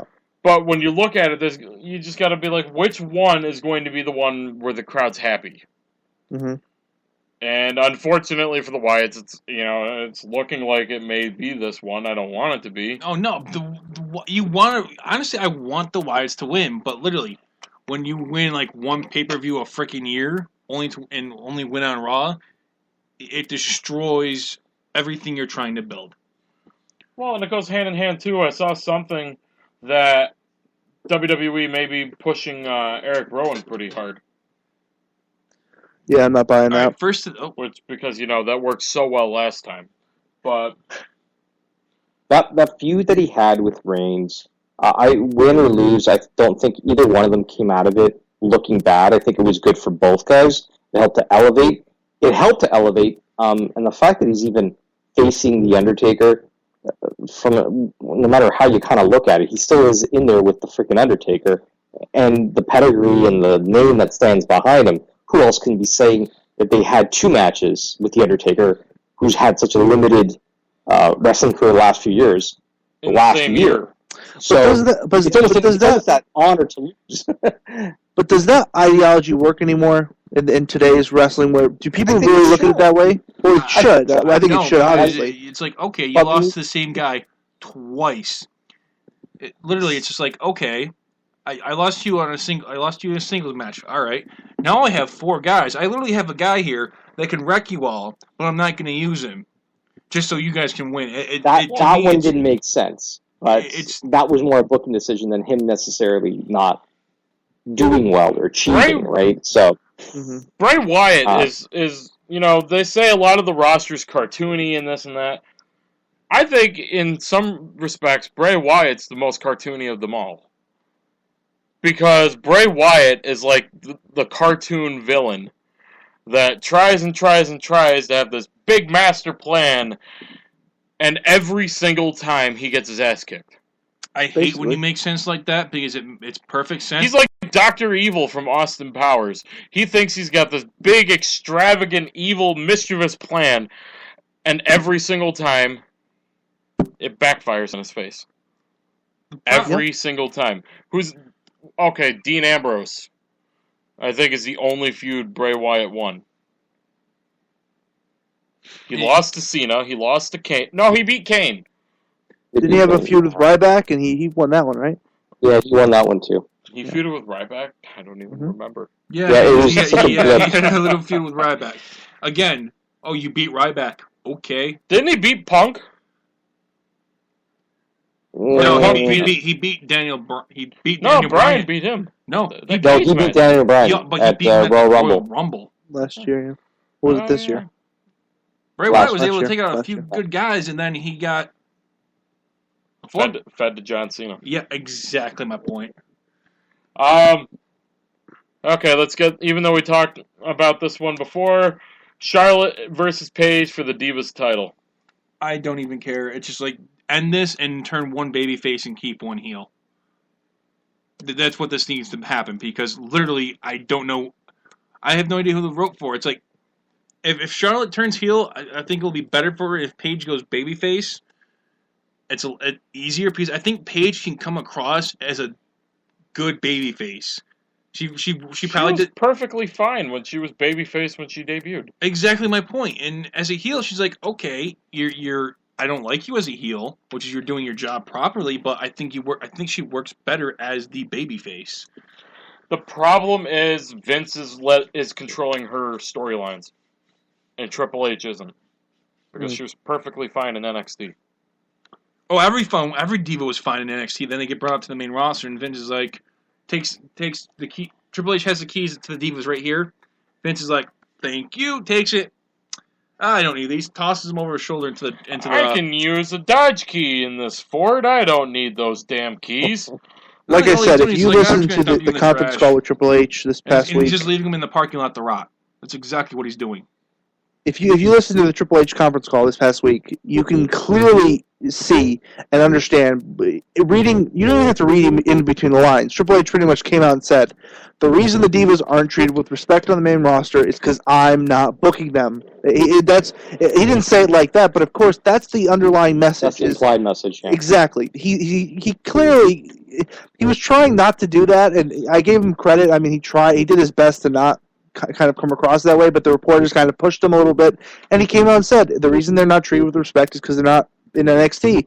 And I've said from the get-go, I said earlier tonight, Charlotte's best work is as a heel, and I think that's the direction they're heading.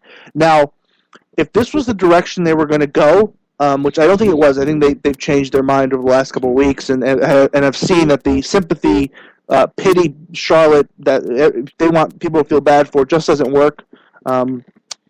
It's just a weird thing, and Mark, you weren't here for when I was saying it, but like the Raw segment this past week was just so weird. I mean, it was confusing. Oh, it was so confusing. As someone who's watched wrestling for so long and is a diehard fan and follows it so hard, I was confused. Just imagine the casual fan that just tuned in and has no clue who to root for. No clue. And if they're rooting for anybody, they're probably rooting for Paige because of the smart-ass remark that Charlotte made towards Miz's wife. Yeah. That's probably casual people. That's probably who, if they're people that, haven't watched Raw in 6 years and decided to tune in, who the hell are these people? Oh, Miz is still there. Wow, that's really messed up. Why would she say that about Miz's wife? Not knowing anything about a storyline, that's where they're going with that. But, I mean, Paige could have done the same thing and said, at least my husband wasn't abusive, and referring to Bram or something. I mean, they didn't go far off the beaten path when they made a shot at Reed Flair. I mean, I was just going to say that at the same the gloves token. come off, everything. Like, who is the villain?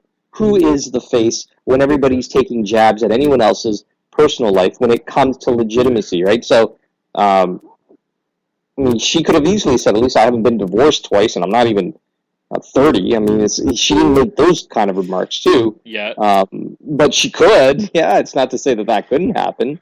I don't know if you guys maybe had mentioned it because from my end, the volume kind of was kicking in and out. But they were tweeting out Paige's mom and saying to some extent about having her in her corner. Scott Hall wanted it, I think, didn't he? Yeah, but she even piped in. I think she might have even tweeted back, even supporting the idea, and somebody made a poster with Mrs. Knight in Paige's corner and Rick and Charlotte's because of her family lineage. But they don't really play that up, which is interesting.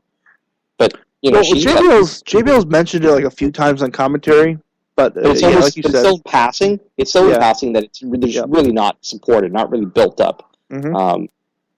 It would have been interesting to see that. But then, who do you cheer for? Who do you jeer? Like, my parents are, so been interesting.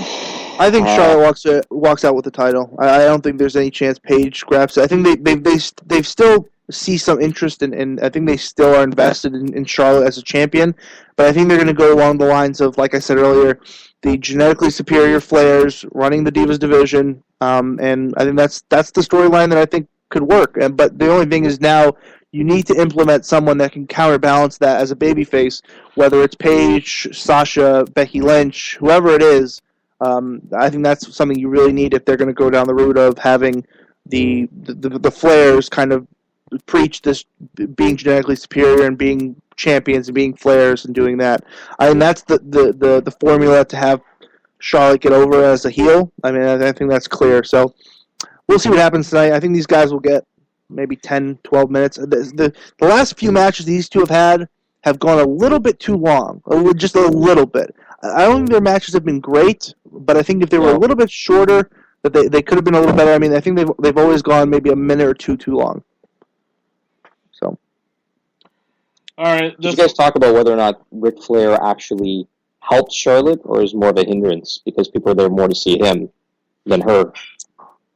Well, I mentioned the fact that I think if they're going to go with a heel Charlotte, I think having Flair there is better for her because I think he can help because I think he was great as a manager for Triple H in that mid 2000s era where he was kind of running behind Triple H, propping him up as this new champion. Yeah. I think they could do something very similar here, where they can have Flair really sell Charlotte as the genetically superior Flair that's going to take the dynasty to another level as the Divas champion. I think that would be something very interesting. So people would buy outside interference with him supporting Triple H. Would they buy outside interference with him supporting supporting Charlotte? You can't. Could he triple leg? Would he do something to show that he still is? Yeah. Maybe a no-touch kind of distraction. Maybe something along those lines. But that would work. Could this be building to WWE trying to do a 4 horsewoman faction? I mean, like they've done it in Let's NXT? hope. Like they did in NXT, but like legitimately as a faction, and with Ric Flair up there as their manager, similar to the way he was, only obviously not competing with Evolution. That's way too much foresight for WWE. You're giving them way too much credit here. I know, but I mean, if Triple H is, maybe able to finally get a little bit of say, would it make sense to not have them all rebel against Paige, since Paige is the one who's not in that group? So who do you want to turn heels? Well, Charlotte, Becky, Sasha, and bring Bayley up. But then Bayley the cannot be NXT is in such NXT they'd be in a really rough spot if they end up losing Bayley. Yeah. They need her to make. She's the calming influence. She's the one that makes those matches work. Seeing that Nia Jax match her match with Eva Marie, and Nia Jax is. Don't even know. I refuse to watch that match. As much as I love Bayley, I refuse to watch that match simply because Eva Marie just sucks. See, the match itself post on Facebook about a guy just reading a book during that match just proves how badly Eva Marie sucks. The match itself wasn't atrocious. It was a lot of smoke and mirrors. It was a lot of it was a lot of ref bumps and interferences, and they got through it. But like you said, Mark, I think losing Bayley would be the death to that division. I think she's the only kind of calming influence down there. Until they get the girls, there's a lot of talent down there. Don't get me wrong. I think Asuka is by far my favorite thing about NXT right now. I think she's just tremendous. They have a bunch of younger talent that haven't been really given much exposure, like a Peyton Royce, a Billy Kay, all these great talent down there. Until they get more. Until they get until the crowd gets to know them more and their characters start to develop a little more, that's when you can maybe elevate Bayley to the main roster. But until then, she needs to stay down there. Emma, blue pants. No, blue pants. You're humming blue pants. I just love that. I just love because of a chant. Because Enzo and Cass. No, it wasn't. It wasn't Enzo. It was just Cass. Okay, because of they gave her the match with Carmella, but because of Enzo and Cass, they got her over. Oh, was Dana Brooke salty about that one? Why? She was salty because they picked Blue Pants, who was an indie talent, not even under contract with WWE, to come in and do the feud instead of NXT Divas. For what? For NXT Brooklyn. Oh, I got you for the. Yeah, Dana Brooke was a little salty. Well, to be fair, she wasn't a babyface at the time either. But you could see her point. But I can, but the fact that the crowd we want blue pants, just because it was blue pants. Yeah. She was hot at the time. But, alrighty. Next match. Tag Team Championships on the line. Mike, when I say oos, you say oh. Oos! Oh! Versus the Lucha Dragons versus the... Lucha. They rocks. New Day rocks. This match I'm actually looking forward to because it's going to be the best wrestled match on the card. I was going to say it's going to be the most entertaining match on the card simply because Xavier Woods, he's going to do all three. He's going to play the trombone or play the trombone. That's the only reason you like the New Day is because of the trombone. You got a problem with the trombone? I don't have a problem with the trombone, but that is the only reason you like the New Day. You don't like the New Day because of the New Day. You like the New Day because of the trombone. That's it. it's like you're saying there's something wrong with that. There is something wrong with that. There's nothing wrong with that. Aaron, help me out here. Look, I'm deathly afraid that the New Day is going to fall into the realm of overexposure. We've seen the last couple. I think the last couple of weeks we've seen the New Day be put on TV for way too long. They're the best segment they have right now. Truly. But you have to pick I love these guys. I think they're entertaining. I think they're so great. I think they're really coming to their own with this gimmick and this stable. But this is Vince McMahon at his best, where something works. Let's just beat it into the ground until it doesn't. It's just they're on TV for way too long now. Their segments are too long. I love these guys. I'm hoping that they can not fall into that realm of overexposure. I think this match is going to be really good. I think they're going to have a bunch of spots. I think the Usos and the Lucha Dragons and the New Day are going to have great spots. I think Xavier Woods is going to be great. This match is going to be fantastic. I think New Day probably retains. I wouldn't be surprised if this match kicks off the show as well. I think in my opinion, the best bet to do is, because of the overexposure, like you said, of the New Day, they need to drop the titles for about a month or two, or if you want, have till about Mania, you leave the titles off them, and give them maybe to the Lucha Dragons. In my opinion, if you give them to the Usos, fine, no big deal there. But I feel like if you drop the titles to the New Day, the New Day has to somehow gives them a little reset button. It allows them to reset a little bit. It's like, okay, we need to do something different. We need to do something a little bit new. Yeah, I went there. A little bit new. It's a new day. The New Day, as great as they are, to Aaron's point, are good in small doses. Vince is trying to milk that cow like the cow's name is Degeneration X. And even that got milked far too much. Where it wasn't milk coming out of it, it was dust. I watch them now, and they're a modern DX. But, and I know I said this to both you and Matt, when you're watching Raw,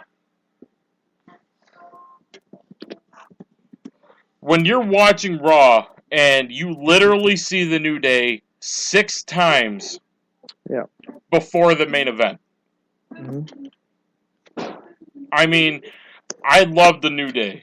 They lose their luster. It's not only they lose their luster, but Vince, by proxy of riding their success, is trying to kill them. Yeah, and these guys are over too. These guys are super over. The unicorn horns, those sold out in a matter of, I think it was 5 hours. Socks. They have a clothing line right now is ridiculous. Yeah. Well, and I think Vince using them as overexposure is mostly to try to bump ratings, but partially, well, screw these guys, because they didn't get over with what I wanted them to be. They got over on their own. Well, I don't want them to be over like that. I want them to be over how I want them over.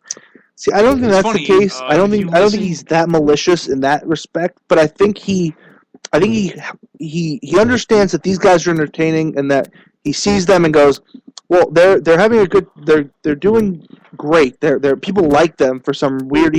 I don't think he gets why people like them, but I think he understands that people do like them, and now he's going to put them out there as much as he possibly can until people start to get tired of them, and that's just what Vince does. He runs it into the ground. He's going to soak it. He's going to soak this idea for as much merchandise as he possibly can, and then he's going to get rid of it. That's just what he does. So I hope that's not the case. I hope that he protects this group. I think the New Day have incredible potential to be a babyface group. I think if they can get the right heels to go up against this group, I think they could be someone that could last for a really long time on the main roster. But I think this match is going to be pretty good, though. I think it's going to be a really fun, entertaining, bunch of spots, bunch of great moments. And like I said, I think it's probably going to kick off the show.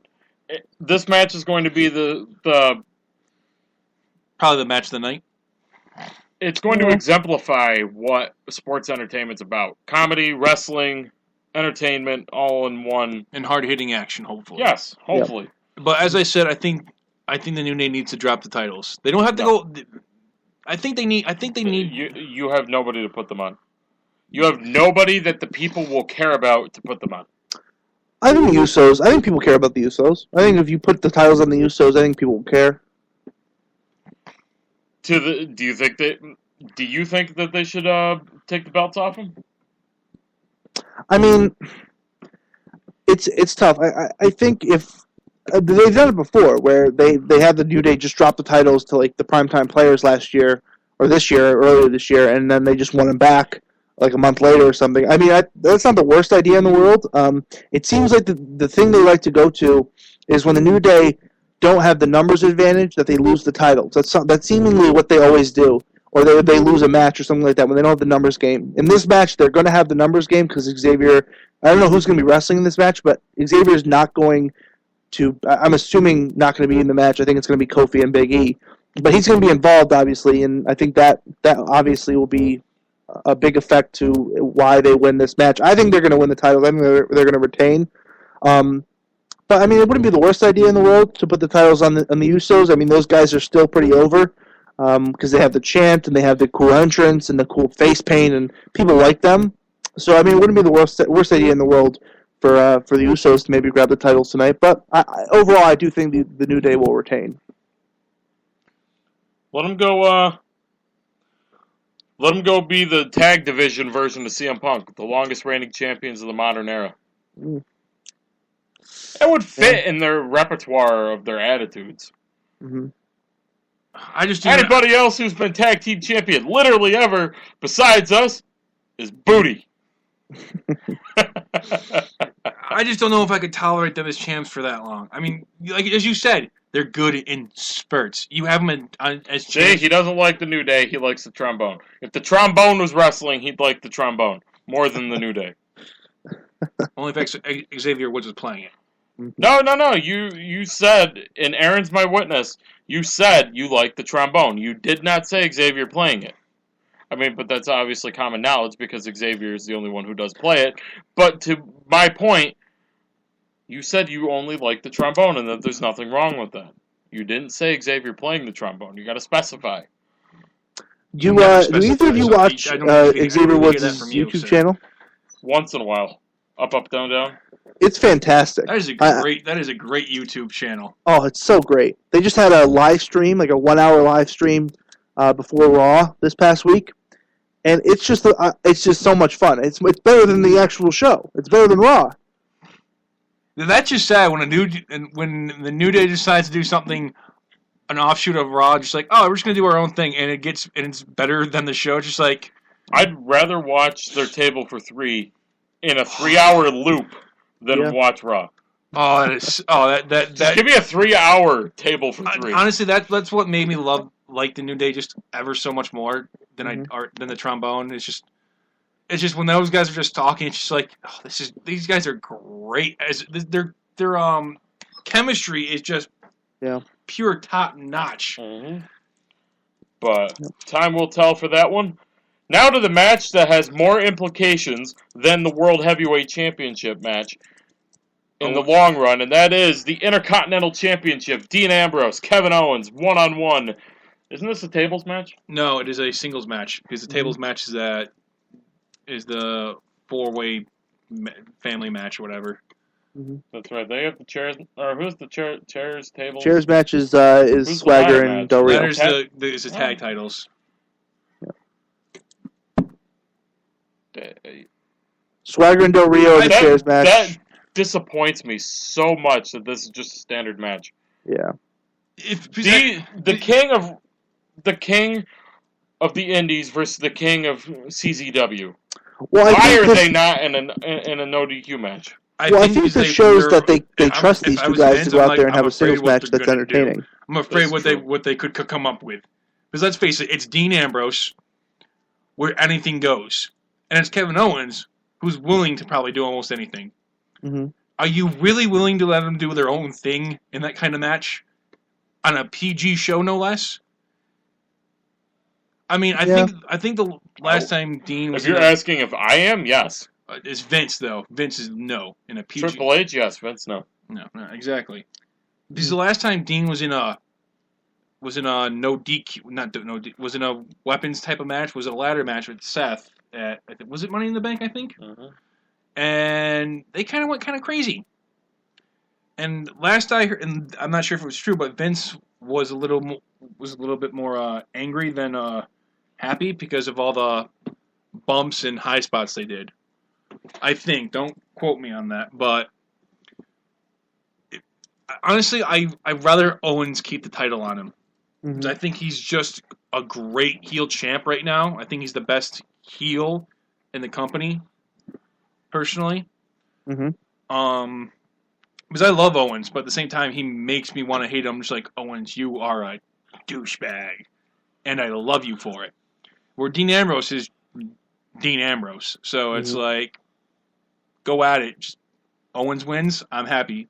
Dean wins, I'm okay with it.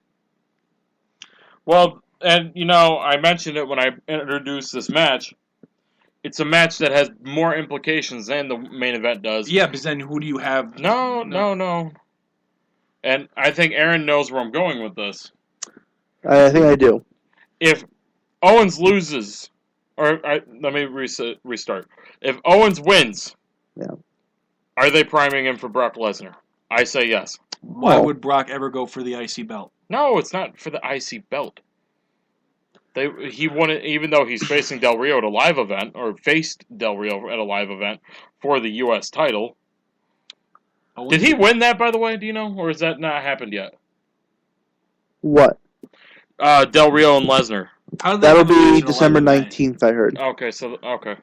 Huh? And there's talk that they might put it on the network. I hope they do. I hope they do. But I mean, so you're gonna put the U.S. title on Lesnar, or you're gonna have some bullshit finish? Probably some bullshit finish. Yeah. Aaron swore. We got it. Sorry. Yeah.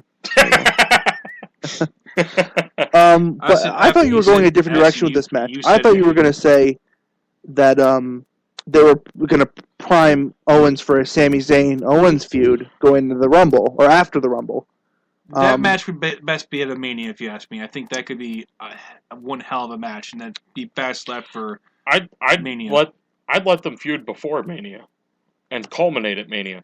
Because I hate this philosophy that WWE's had for the last 10 years of where they start these feuds at WrestleMania.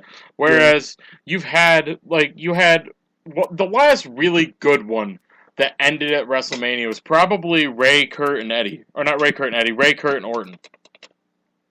Or Daniel Bryan. But, I mean, there haven't been that many feuds that have ended at WrestleMania, and they start scratch the next night. See, that's why they need to finish at Mania, because this feud's been building. Yeah. I'd let Sami Zayn and Owens start tomorrow night. No, they've been feuding since NXT. Because you need to keep them apart. It's like you could rehash all this stuff from NXT, but you can have all that heat, all that animosity, all that tension just be unleashed at Mania. That's the thing right there. I think the perfect way to do this here is you have Owens go over tonight. You have Owens, I think, just destroy people the next however many weeks it is until the Royal Rumble. I think it's almost a month and a half. It'd be about 5-6 weeks. Yeah, so have Owens just destroy random people, have him feud with, I don't know, Heath Slater, just random people, just killing people each week. Then at the Royal Rumble, you prop Owens up as a guy that's really going to the Rumble with a bunch of steam, bunch of momentum, and a favorite to win the Rumble. You have Owens sometime in the Rumble be by himself in the ring. You have Sami Zayn as a surprise entrance. You have Sami Zayn eliminate Owens. There's your feud going from Fastlane all the way into the Rumble. Have it culminate at the WrestleMania, where you have either Sami Zayn beat Owens for the IC title and have Sami Zayn have his big moment at WrestleMania, or you have Owens win. I don't know, but I think that feud is just money. I think that would be one of the best feuds of the year, is having Zayn and Owens do their thing on the main roster. And like you guys said, they can always use the stuff from NXT that Owens that Zayn was taken out by Owens, and Owens almost ended his career and all this stuff. It writes itself almost. Be probably the best actual feud, story built feud, probably since Shawn and Jericho. Oh, yeah. You're probably probably right on that because, since Bryant and the Authority, because literally That's the textbook David versus Goliath, whereas Owens and Sami. Yeah, thank you.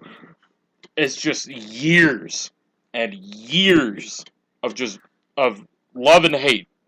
Mm-hmm. It's a story of a brotherly love, and it's a story of textbook jealousy. I was gonna say a sibling rivalry. Yes, you love them, you hate them, and it's one of the best stories that WWE could tell without actually having to do anything. Yeah, it'd be like that one Fry meme. It's just like, shut up, take my money. Exactly. If you tell me that match is booked for Mania as an IC match, it's just like I'm sold. Yeah. Because if that's your match going to Mania, if that's the only match we know going to Mania, everyone will be at least happy at Mania for that one match. Because everyone has that one match they always look forward to at Mania, and that will be the one match. Yeah. But as for the Ambrose and Owens match, I think it's going to be good. I think it'll go maybe 15 minutes. This will be, I think, somewhere in the middle of the card. And like I said earlier, I think the reason this match doesn't have a stipulation is because I think they trust these two guys to go out there and put together a 15-minute match that's going to be good, as opposed to a Del Rio and Swagger where they add the chair stipulation because they think that those guys maybe need the chair to elevate that match. Whereas this match, they feel like Owens and Ambrose, people will be invested. Remember, this is in Boston. Boston's usually a pretty good crowd. So I think this match is going to be pretty good. Hopefully. Yeah, I'll agree with that. All right, I'm putting you both on the spot right now. Who wins? Who walks out IC champion? I'm going to go Owens. Yeah, Owens. Definitely got another topic I'm going to bring up on our next show. And I think we can have a good debate with that. But, lastly. And leastly. I mean, we really did just talk about the true main event, but which is ironic because what we were saying about the WWE and the IC title, and the IC title is the true main event. But your TLC match of the evening: Rocksteady versus The Rock's ugly cousin. Who wins? I think Sheamus walks out champion. I think there's going to be our dog, essentially.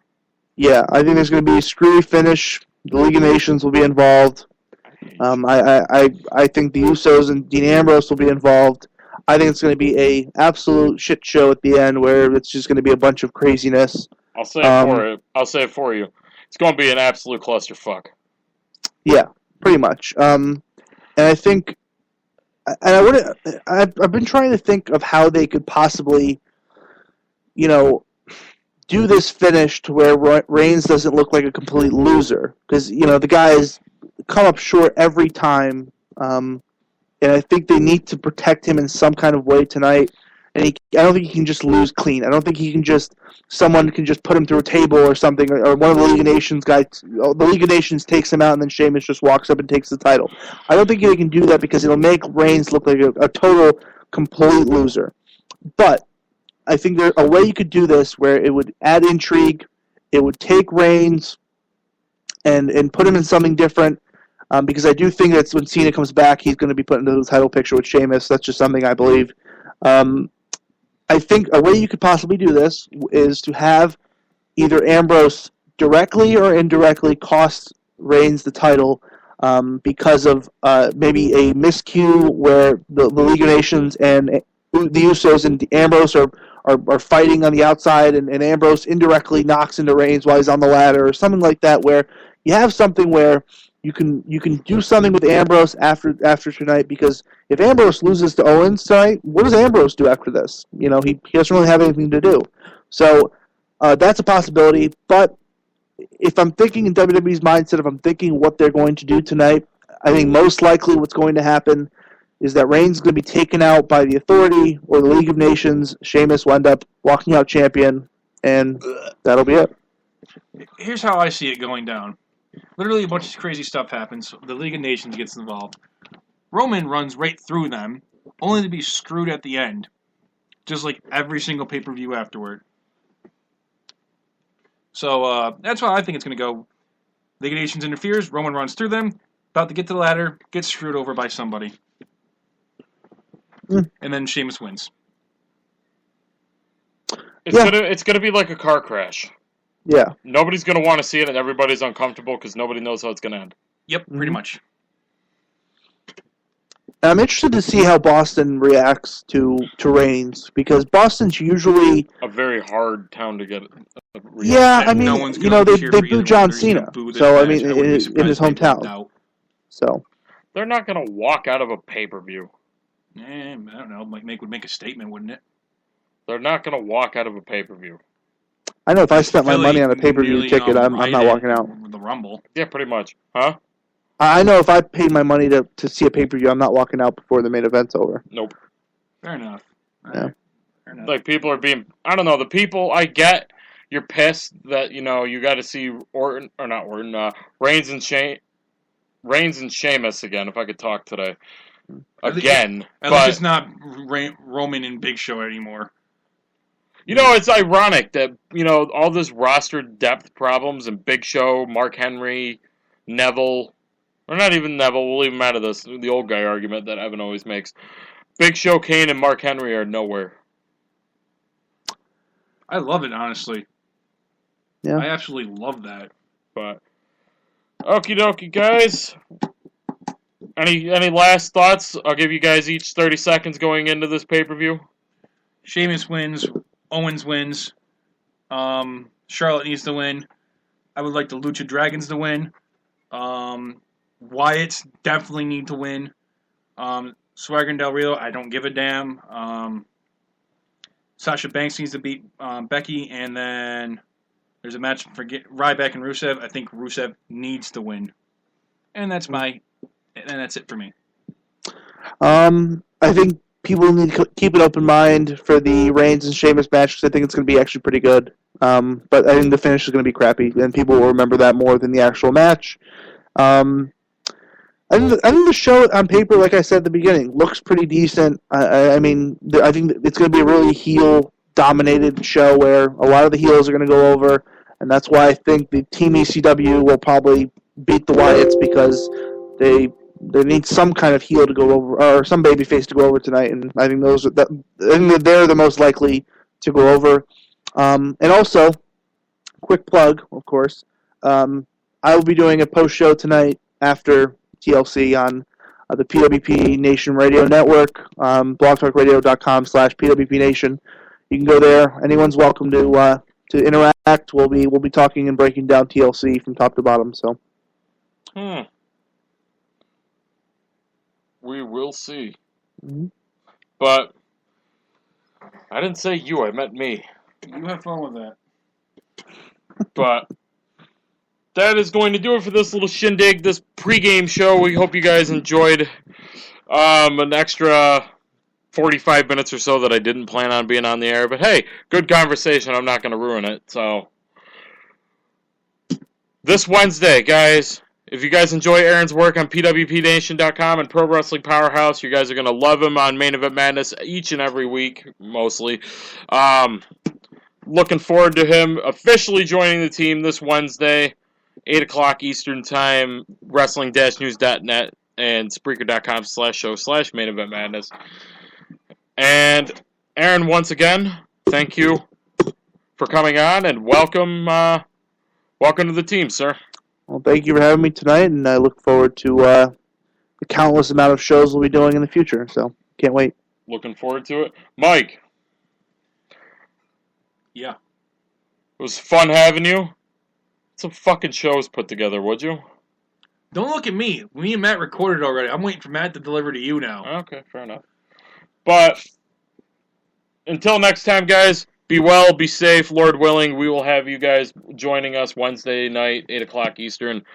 And I'm starving. And since I won't be on this podcast, I'll say it now. Merry Christmas to you all, and to all a good night. Absolutely. Like I said, guys, Wednesday night, Aaron joins the team officially. Enjoy TLC or enjoy your naps, whichever one comes first. Let's face it, you'll all be sleeping. We'll see. Maybe they'll surprise us tonight. They'll wake up when you hear, it's like, oh, don't you dare be sour. I will say it was smart on WWE's part to put NXT TakeOver power after TLC. Just saying. Yes. It was a really good idea for them to put London after TLC. Definitely a really smart idea. Because now they don't have to live up to it. But Exactly. we'll see you Wednesday, guys. Enjoy the pay-per-view. I'm going to go order some food. Bye-bye. The preceding broadcast was an MEM Network exclusive. If you missed a part or all of tonight's show, no problem. Head over to memnetwork.wix.com/home and there's a complete archive for all of our shows. Also, you can catch an encore presentation Fridays at 6 p.m. Eastern on vocnation.com. Main Event Madness Radio. Madness Unleashed. Have a good one, everybody. So long.